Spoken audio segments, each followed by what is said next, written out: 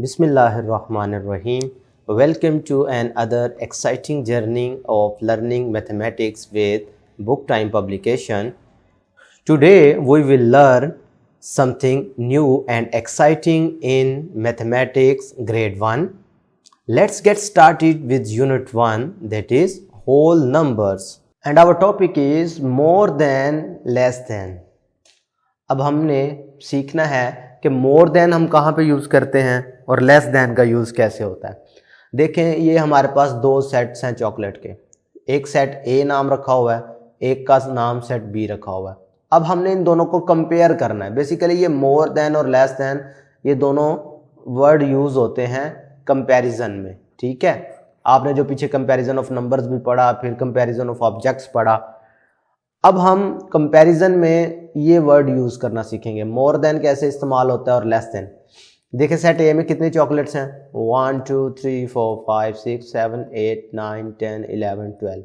Set A में 12 chocolate हैं। Set B की बात करते हैं, 1 2 3 4 5 6 7 8 9, इसमें 9 है। इसका मतलब है 12 ज़्यादा होता है और 9 कम होता है। ऐसे ही है ना, 12 बड़ा है और 9 छोटा है। ये हमने ग्रेटर और लेस की शक्ल में पीछे पढ़ा था। अब देखें, इसे हम क्या पढ़ेंगे अगर हम मोर देन और लेस देन को यूज करें तो कहेंगे set A has more chocolates than set B. भाई सेट ए में बी से ज्यादा चॉकलेट है, या ये कह सकते हैं कि set B has less chocolates than set A. Set B में सेट ए के लिहाज से कम चॉकलेट्स हैं, ठीक है। मोर देन मतलब ज्यादा चॉकलेट्स, लेस देन मतलब कम। बात समझ आ रही है?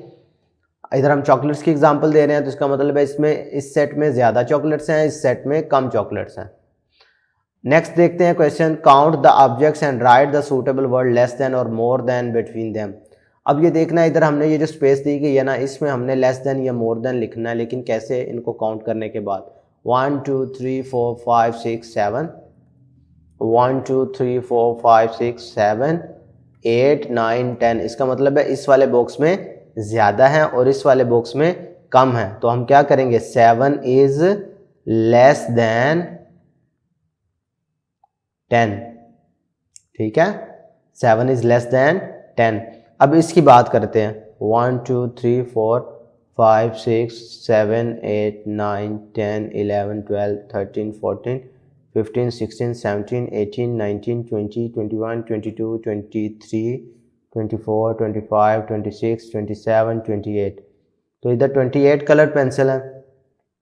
1 2 3 4 5 6 7 8 9 10 11 12 13 14 15 16 17 18 19 20 21।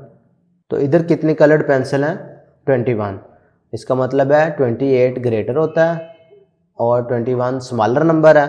तो इधर अब हम क्या कैसे यूज़ करेंगे? इसका मतलब 28 इज ग्रेटर देन 21, या क्योंकि हम इधर यूज कर रहे हैं मोर वाला वर्ड, तो फिर इसकी जगह पे क्या यूज होगा? मोर देन, ठीक है। अब ये लास्ट वाला आप खुद सॉल्व करेंगे, इसी तरीके से आपने इनको काउंट करना है, ठीक है। ये पिज़्ज़ा के स्लाइसेस हैं, आपने काउंट करके उनकी वैल्यू लिख लेनी है और फिर आपने लेस देन या मोर देन का वर्ड इधर यूज़ करना है। जो मैंने आपको समझाया है उसी को इस्तेमाल करते हुए आपने ये लास्ट वाला पार्ट जो है खुद सॉल्व करना है। आज के लिए इतना ही। अल्लाह हाफिज़।